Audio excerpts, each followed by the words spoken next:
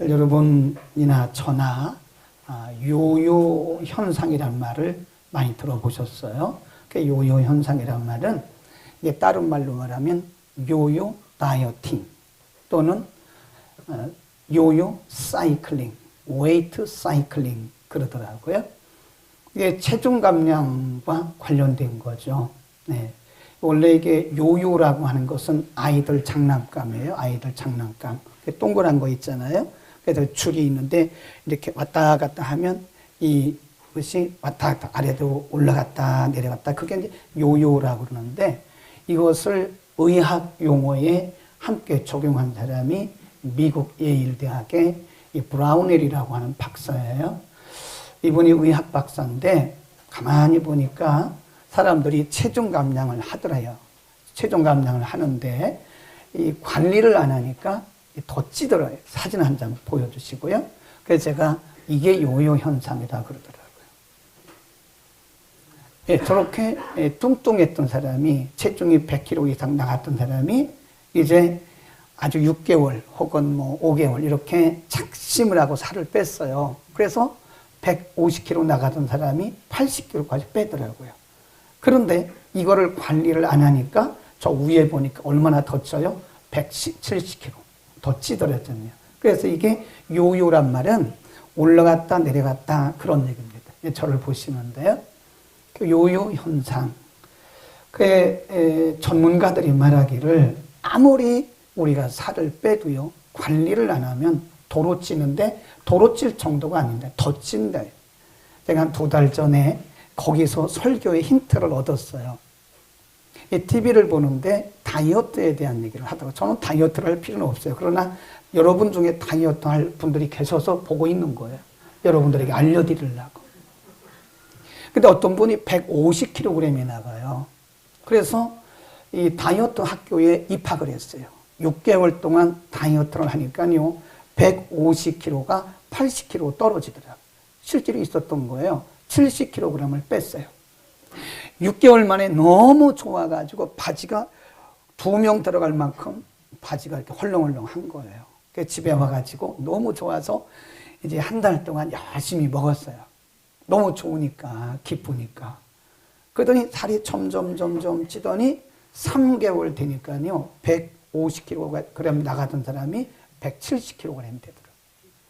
그러니까 평상시 150kg보다 빼고 나서 다시 20kg가 더 찐 거예요. 그게 요요 현상이라 그럽니다.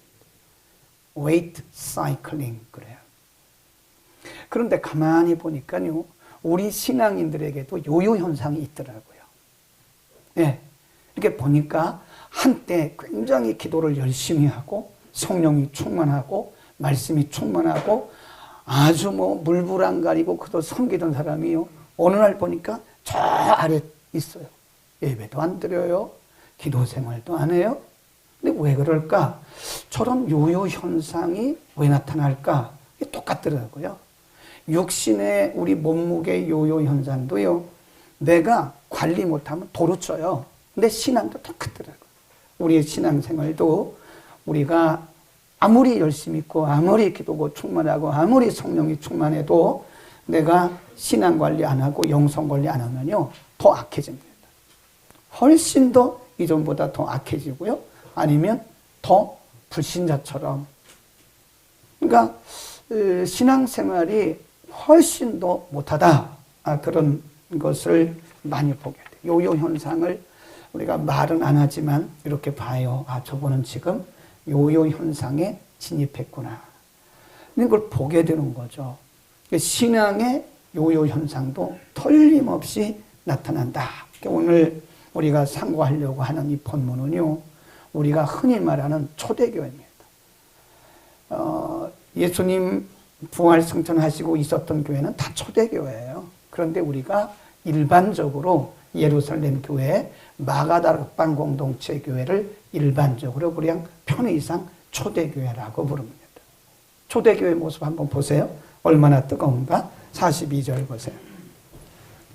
42절 저희가 사도의 가르침을 받아 서로 교제하며 떡을 떼며 기도하기를 전혀 기도가 불타는 아주 뜨거운 기도가 살아있는 그런 교회가 예루살렘 교회였어요.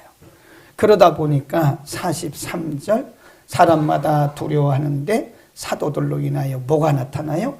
기사와 표적이 많이 나타나요. 여러분 오늘날도 이 성령의 기사와 표적이 나타나는데 아무데나 나타나지 않습니다. 이 충만한 데 나타나요. 아무데나 기적이 나타납니까? 네. 아무 교회나 기적이 나타나요? 그렇지 않아요. 성령이 충만한 곳에 표적과 기사가 성령의 나타남이 드러나는 거예요. 초대교회는 성령의 나타남이 있는 교회였다. 그 다음에 44절 45절입니다. 함께 읽습니다. 시작. 믿는 사람이 다 함께 있어 모든 물건을 서로 통용하고 또 재산과 소유를 팔아 각 사람의 필요를 따라 나눠주고, 이걸 헌신이라고 해요. 헌신, 섬김. 우리가 은혜 받지 못하고는요 절대 남에게 나눠줄 수가 없습니다. 내 재산 팔아가지고 다른 사람에게 섬길 수 없습니다. 은혜가 충만할 때 이야기예요. 그게 우리가 은혜가 충만하고 성령이 충만하고 말씀이 충만할 때는 섬김이 그냥 생활화되는 거예요. 그런데 은혜가 떨어지면 이기주의에 빠져요. 극단적인 이기주의에 빠집니다. 46절입니다. 시작. 날마다 마음을 같이하여 성전에 모이기를 힘쓰고 집에서 떡을 떼며 기쁨과 순전한 마음으로 음식을 먹었다. 날마다 마음을 같이하여 성전에 모였다. 뭐로 모였을까요? 가장 중요한 것은 예배예요. 예배가 살아있는 교회였어요. 예루살렘 마가다락방 공동체는 예배가 형식적인 예배가 아니야. 예배가 살아있는 그런 교회였다. 그 다음에 47절에 보면 하나님을 찬미하며 또 온 백성에게 칭송을 받았다. 찬양이 살아있는 교회예요. 찬양이 뜨겁습니다. 여러분 우리가 보면요 찬양을 부르는 것을 보면 저분의 영성이 살아있는가를 알 수 있어요. 물론 목소리를 크게 한다고 해서 영성이 살아있는 건 아닙니다. 그러나 찬양하는 모습을 보면 저분의 영성이 살아있는가 아닌가를, 정상적인 신앙생활을 하고 있는가 아닌가를 대충 알 수 있어요. 근데 중요한 것은요 예루살렘 마가다락방 공동체가 이렇게 뜨거웠는데 이게 일시적인 현상이 아니었다는 거예요. 만일 이 예루살렘 교회가 마가다락방 공동체 초대교회가 이것이 일시적으로 해서 끝났다면 세계를 복음화 못했어요. 예루살렘 교회가 유다 지역을 다 복음화했습니다. 온 사마리아까지 퍼졌습니다. 소아시아로 퍼졌습니다. 전 유럽까지 퍼졌어요. 전 세계를 다 복음화했어요. 어떤 교회가 120명으로 모였던 마가다락방 공동체 초대교회 예루살렘 교회가요 이 뜨거움이 유럽까지 전파가 된 거예요. 이게 살아있다는 거예요. 이 교회는 요요 현상이 있었어요? 없었어요? 없었습니다. 성경에 히브리서에 신앙생활의 요요 현상을 경고하는 말씀이 딱 한 군데 있어요. 한번 펴볼까요? 다 같이 히브리서 6장입니다. 이게 요요 현상을 극복하라고 우리에게 가르쳐준 말씀입니다. 히브리서 6장으로 갑니다. 6장 4절부터. 이거 정신 차리고 보세요. 예. 저도 여기에 해당될 수 있고 여러분도 여기에 해당될, 누구나 이 요요 현상은 나타날 수가 있어요. 6장 4절 시작. 한번 비침을 넣고 하늘의 운사를 맛보고 성령의 참여가 되고 하나님의 선한 말씀과 내세의 능력을 맛보고 타락한 자들은 다시 새롭게 하여 회개케 할 수 없나니 이는 자기가 하나님의 아들을 다시 십자가에 못 박아. 그거예요. 이게 신앙의 요요 현상을 미리 경고한 말씀입니다. 한 번 은혜의 비침을 얻고 성령의 참여가 되고 성령의 은사를 다 맛봤다가 타락한 사람, 타락이란 말은 정도의 차이가 있겠죠. 어떤 사람은 윤리적으로 도덕적으로 타락하고 어떤 사람은 아예 근본적으로 신앙의 본질로부터 떠난 사람도 있어요. 있습니다. 저는 봤어요. 네, 오늘 새벽에도 제가 충격적인 얘기를 했어요. 네, 두 분에게 들었습니다. 권사님입니다. 평생을 예도 믿은 사람이에요. 그런데 가서 말을 하니까 하나님이 어디 있냐고, 천국이 어디 있냐고 이렇게 말했다는 거예요. 제가 너무 충격을 받아가지고 야, 이거 목회 똑바로 해야 되겠다. 이 성도들 많이 모으는 게 중요한 게 아니다. 아무리 성도들 많이 모아도 마지막에 가서 천국이 어디 있어요? 하나님이 어디 있어요? 이렇게 말한다면 헛수고한 거예요. 헛수고. 물론 저의 책임도 있지만 본인이 요요 현상에서 극복되지 못해서 그런 거예요. 다 그럴 수 있습니다.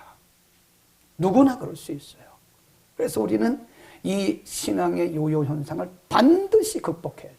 이거 극복하지 못하면요, 마지막에 가서 예수님 부인하고 지옥 갈 수 있어요. 그런 사람 봤어요? 저 을지로에 가면 백병원이죠. 거기가 을지로인가요? 우리 교인이 아니에요. 다른 교회 남자 집사님인데 이분이 저보고 임종 예배를 드려요. 본인 교회 담임 목사님은 저 해외가 있고 뭐 큰 교회라 잘 오시지도 않는데요. 그러니까 저희가 어떻게 연결이 돼가지고 임종 예배를 드려요. 임종 예배 갈 때는요, 반드시 구원부터 확인해야 돼요. 지금 집사님은 곧 이제 육신의 몸을 벗고 천국으로 갑니다. 중요한 게 하나 있습니다. 예수 그리스도를 영접해야 됩니다.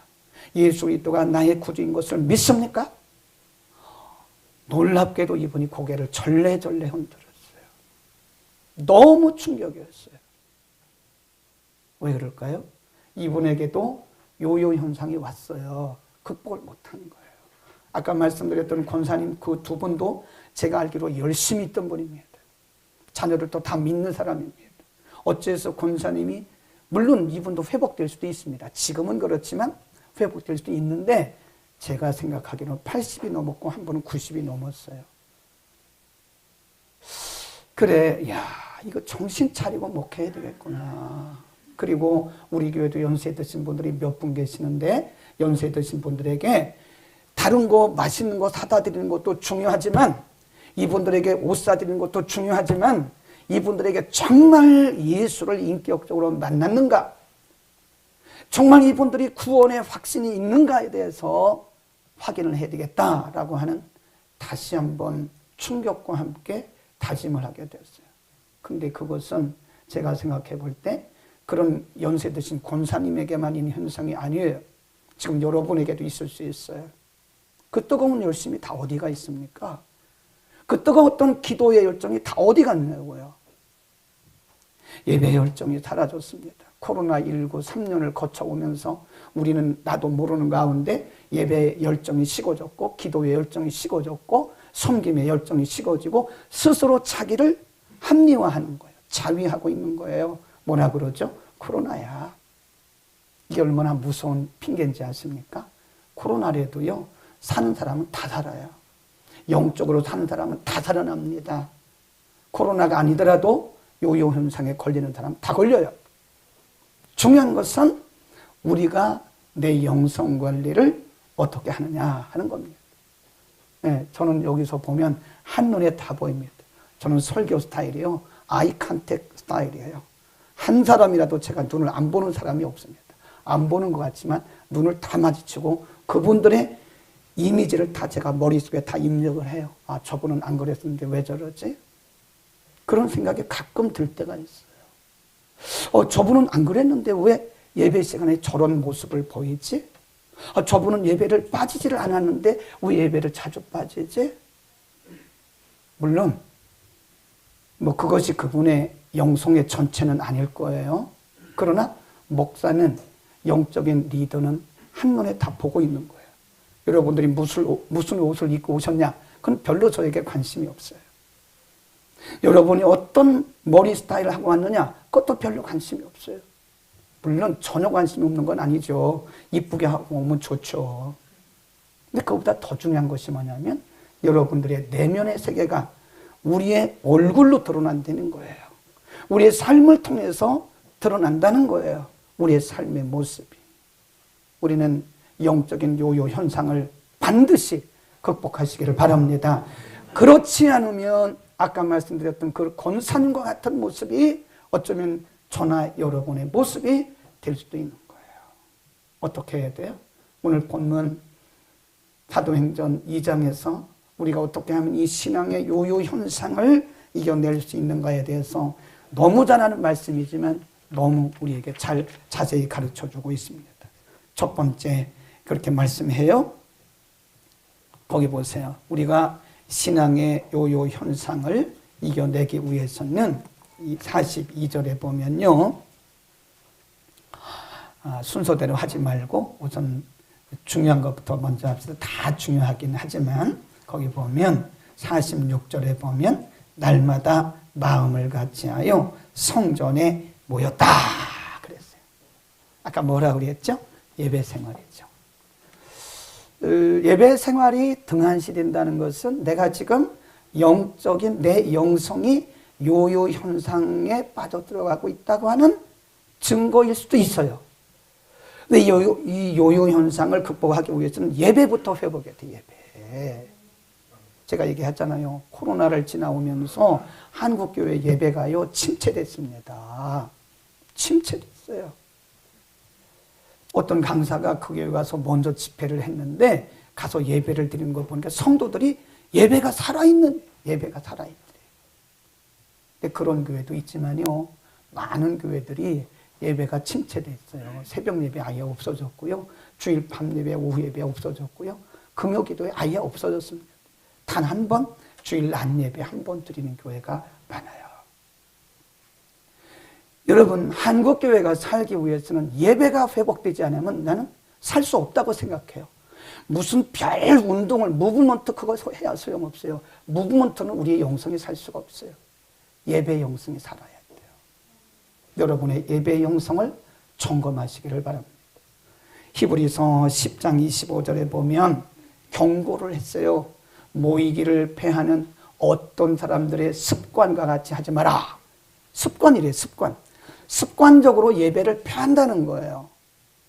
모이기를 패하는 어떤 사람들의 습관과 같이 하지 말고 서로 권해서 그날이 가까움을 볼수록 모이기를 힘쓰라.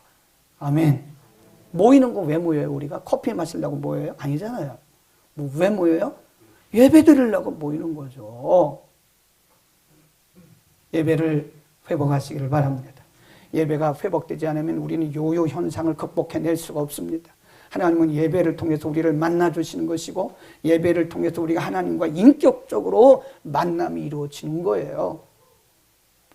나는 성경을 많이 보니까 예배 안 드려도 된다고. 그거 안 맞는 얘기입니다. 예배가 우선이에요. 예배가 생명입니다. 그래서 우리 대한예수교회 장로교에서는요. 중직자를 선출하고 중직자를 임직할 때요. 제일 먼저 보는 게 11조가 아니에요. 제일 먼저 보는 게 예배입니다. 예배. 그래서 예배 생활을 제대로 하지 않는 사람은 중직자가 될 수가 없어요. 우리 대한예수교회 장로의 헌법에 나와 있어요. 헌법에. 예배를 소홀히 하는 사람이 어떻게 중직자가 될 수 있어요? 다시 회복할 수 있기를 바랍니다. 그 다음에 이 예루살렘 교회가 살 수 있던 것은 2장 42절에 보면 이런 말씀이 있어요. 저희가 사도의 가르침을 받았다는 건 뭐예요? 말씀을 배운 거 아닙니까? 말씀을 듣고 묵상하고 배우고 사도의 가르침을 받아 서로 교제하고 떡을 떼며 기도하기를 힘썼다. 말씀에 집중하고 기도에 집중했어요. 그러니까 그것이 일회적인 것이 아니라 단회적인 것이 아니라 끊임없이 기도하고 끊임없이 말씀 묵상하니까 끊임없이 모이니까 교회가 살아요. 그러니까 전 세계를 복음하는 일에 하나님의 도구가 된 것입니다. 여러분, 말씀은 영혼의 양식이에요. 그래서 로마서 10장에도 보면 믿음은 들음에서 나고 들음은 그리스도의 말씀이다. 우리가 성전을 여러분 교회 다닌 것과 예수를 믿는 것은 근본적으로 달라요. 어떤 사람들은 교회 다닌 지가 40년 됐는데 믿음이 아직도 유치원 수준이에요. 어려운 얘기는 못 알아들어요. 무슨 얘기인지. 왜 그럴까요? 말씀을 먹지 못해서 그런 거예요. 성도들은 이게 겉으로 잘 안 보이지만 영적으로 이렇게 포동포동 살이 쪄 있어야 돼요. 예. 영적으로 풍성해져야 됩니다. 어디에서부터 그 영혼의 풍성함이 오느냐? 말씀이에요, 말씀. 하나님의 말씀이 영의 양식이기 때문에 말씀을 먹어야 믿음도 자라요. 근데 뭐 말씀도 안 들어. 일주일 내내 가야 말씀 한 장 안 읽어요. 그러면 40년, 50년 평생을 다녀도 믿음 안 자라요. 유치원 수준입니다. 유치원 수준. 기도 한마디 못합니다. 기도시키면 덜덜덜덜 떨고 준비도 안 했는데 미리 시켜야지 막 이런다고 또 목사님만 또 타래요. 뭐 기도가 뭘 준비해. 시키는 대로 하면 되는 거지. 아멘. 물론 대표기도야 준비해야 되겠죠. 그러나 대표기도도 준비 안 했어도 시키면 바로 해야 되는 그 정도로 우리가 영적인 실력을 만들어야죠. 준비 안 했으니까 난 못한다. 목사님은 준비도 안 시키고 미리 기도시켜가지고 나를 그냥 이렇게 아주 그냥 망신을 당해봐야지. 그래야 기도 준비할 거 아니에요. 그러니까 어떤 분은요 40년 예배당 다녔는데 대표기도를 못해요. 입이 딱 붙어가지고 대표기도 한마디 못하는 거예요. 어디 가서 기도시키면 덜덜덜 떨고 이래요. 다시 시작하세요. 하나님의 말씀을 먹지 않으면 죄송하지만 믿음이 안 자랍니다. 믿음이 안 자라요. 그 다음에 2장 42절에 가보면 기도에 전혀 힘썼다. 그 말은 devote to pray. 기도하기 위해서 헌신했다. 시간도 헌신하고 장소도 헌신하고 마음도 드렸다. 그러니까 헌신적인 기도 생활. 전심전력해서 기도한 겁니다. 기도는 뭐라 그래요? 너무 잘하는 거예요. 근데 사실 아는 게 더 어려워요. 기도는 영혼의 호흡이라니까요. 기도 안 하면 우리 영이 죽어요. 틀림없이 죽습니다. 죽어요. 그러니까 생동력이 없는 거예요. 우리의 신앙생활은 뭔가 생동감이 있어야 되고 살아있는 듯한 뭔가 누구라도 느껴야 되는데 기도 안 하는데 무슨 생동감이 있어요. 기도 안 하는, 기도 생활 안 하는데. 어떤 분은요 식기도도 안 하는데 식기도도 아이고 참 식기도 해요? 쳐다보고 얘기하면 안 되지. 제가 보기 이 중에도 식기도 안 하신 분들 꽤나 되네. 제가 저 앞에 있는 모니터 쳐다보고 얘기할 테니까 속으로 대답하세요. 식기도는 하십니까? 그렇지. 안 하신대 그것도. 왜 식기도도 안 해요? 아니 부끄러워. 아니 부끄럽다니 무슨 소리야. 식기도도 안 한대. 예수 믿으면서. 집사라면서 권사라면서 식기도도 안 한대. 교사라면서 식기도도 안 한대요. 아니 속으로 하면 되지. 드러내서 하세요. 뭐가 부끄럽습니까? 에? 이쪽 속도 다 물어볼까? 김윤희 집사님? 거긴 하죠? 있어요. 그리고 아침에 일어나면 기도부터 하세요. 그리고 기도하고 주무세요. 반드시. 그리고 기도가 생활해야 돼요. 데살로니가전서 5장 17절에 뭐라 그래요?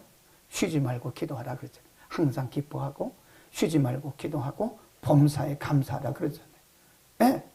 이게 stopping, without skipping이에요. 그게 원래는 우리말 성경에는 쉬지 말고 그런데 이게요 without skipping. skip이란 말은 뛰어넘는 거예요. 거르지 말고 without skipping. 또 stopping. 그러니까 쉬는 거예요. without stopping, without skipping. 그러니까 쉬거나 건너뛰지 말고 기도하라는 거예요. 하루라도 기도 안 하면 우리는요, 이게 영혼이 녹슬어요. 녹습니다.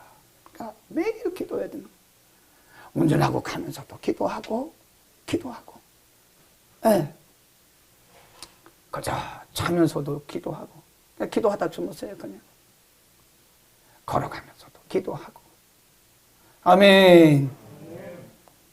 마지막. 끊임없는 섬김의 삶을 살아야 됩니다. 섬김. 봉사란 말을 하잖아요. 근데 봉사가 아니에요. 옛날 어른들이 그거를 서비스라고 번역을 했는데 서비스는 봉사가 아니에요. 섬김입니다. 예배도 서비스라고 그래요. worship service. 섬김이에요. 하나님을 섬기고 이웃을 섬기는 거예요. 봉사라는 것은요, 내가 사는 길이에요. 거기 보니까 44절, 45절에 뭐라고 말씀했나? 믿는 사람들이 다 함께 있어 모든 물건을 서로 통용하고 또 재산과 소유를 팔아 각 사람의 필요를 따라 나눠주고 자기의 것을 팔았다니까요. 헌신이에요. 헌신. 하나님께서 인간을 만드실 때요, 인간은 언제 보람을 느끼느냐면요, 헌신할 때 보람을 느낍니다. 우리가 일반적으로 생각할 때 내 통장에 돈이 많이 들어오면 행복할 것 같잖아요. 근데 그 일시적인 겁니다. 내가 많은 것을 가지고 있으면 행복할 것 같잖아요. 근데 하나님은 그렇게 우리를 디자인하지 않았어요. 우리가 나누어질 때, 누군가에게 이렇게 퍼낼 때 우리에게 보람이 있도록 하나님 그렇게 디자인을 해놓으셨어요. 그러니까 내게 있는 것을 퍼내야 돼요. 자꾸 내게 있는 것을 섬겨야 돼요. 이웃을 섬길 때 우리는 나의 존재, 가치를 알게 돼요. 만일 여러분이 왜 이렇게 인생이 회의적이냐, 그런 분들 섬기는 걸 한번 해보세요. 뭐든지 해보세요. 네, 해보세요. 그러면 정말 우리의 영이 살아나요. 네. 이게 보면 우리가 요요 현상이 일어나면요, 부담이 돼요. 부담이. 네, 제가 늘 그러잖아요. 우리가 무슨 일을 하든지 그거를 일로 하면 부담이 돼요. 근데 사역으로 하면 기뻐요. 굉장히 기쁩니다. 네. 우리 교회 어떤 남자 집사님 한 다 읽어야 돼. 다 봐야 돼요. 다 보고 중요한 부분을 딱 잘라야 됩니다. 네. 그 사역을 하는 거예요. 내가 늘 그래서 감사하다고 얘기를 합니다. 집사님 감사합니다. 집사님은 진정한 사역자입니다. 이제 그래요. 기쁘죠? 고개 들고 얘기해 보세요. 말하면 다 알아. 누군지 이렇게 말하지 말고 속으로는. 굉장히 기쁘죠? 이렇게 하면 이쪽에 있는 거예요. 이쪽에 이렇게 있는 거고요. 네. 섬길 때 내용이 살아나요. 섬길 때. 우리가 물질로도 한번 섬겨보세요. 나는 월급이 적은데요. 적을 때가 더 보람이 있는 거예요. 많을 때는 못합니다. 더 못합니다. 이런 부자들이 하는 거 보셨어요? 부자들은 잘 안 해요. 원래 섬기는 것은 없을 때가 더 보람이 있더라. 월급이 적을 때, 급여가 적을 때 그걸 가지고 우리가 섬길 때 얼마나 기쁨이 있는지 몰라요. 우리 교회도 도움이 필요한 분들이 꽤 많습니다. 우리가 진짜 도와야 할, 교회적으로도 도와드려야 할 분이 많고 개인적으로도 도와드려야 할 분이 많아요. 이때쯤 연말쯤 되면 보고가 들어와요. 우리 구역에서는 누구누구에게 쌀을 몇 포대씩 이렇게 섬겼습니다. 저는 몰랐죠. 본인들이 그 구역에서 그렇게 했다는 거예요. 섬김은 내가 사는 길이에요, 여러분. 우리가 아무것도 안 하면 편하지만 우리의 영은 점점 지금 도태하고 있는 거예요. 뭔가를 해야 돼요. 하나님 그렇게 디자인을 해놓으셨어요. 우리가 누군가를 섬길 때, 이웃을 섬길 때 인생에 보람이 있고 의미가 있고 나의 존재감을 그때 알게 돼요. 많아서 하는 것도 아니고 넉넉해서 하는 것도 아닙니다. 시간이 많아서 하는 것도 아닙니다. 돈이 많아서 하는 것도 아닙니다. 우리는 그렇게 삽시다. 그래서 우리가 열심히 로마서 12장 하나 더 읽고 마치겠습니다. 로마서 12장 11절. 로마서 12장 11절을 우리 크게 읽습니다. 그리고 기도하고 마칩니다. 부지런하여 시작. 부지런하여 게으르지 말고 열심을 붓고 주님을 섬기라. 주를 섬기는 것이, 이웃을 섬기는 것이 주를 섬기는 거야. 마태복음 25장에 보면 오른쪽에 있는 양들에게 말했어요. 너희는 너희를 위해서 예비된 영영한 나라에 들어가라. 내가 목마를 때 너희가 내게 마실 물을 주었고, 내가 헐벗었을 때 옷을 입을 주었고, 입을 옷이죠? 옷을 입이 아니고 입을 옷을 주었고, 내가 감옥에 있었을 때 너희가 나를 찾아와 줬고, 내가 병들었을 때 나를 너희가 방문해 주었어. 주님, 우리가 언제 주님을 방문했습니까? 우리가 언제 주님에게 먹을 걸 드렸습니까? 언제 우리가 주님 병들은 걸 우리가 찾아갔습니까? 아니야. 아니야. 너희 중에 있는 가장 작은 자 하나에게 한 것이 곧 나에게 한 거야. 아멘. 우리 중에 작은 자를 섬기는, 그게 주님을 섬기는 겁니다. 예수님은 섬김을 받는 것보다 섬기는 자가 복이 있다 그랬어요. 기도하겠습니다. 걸어가신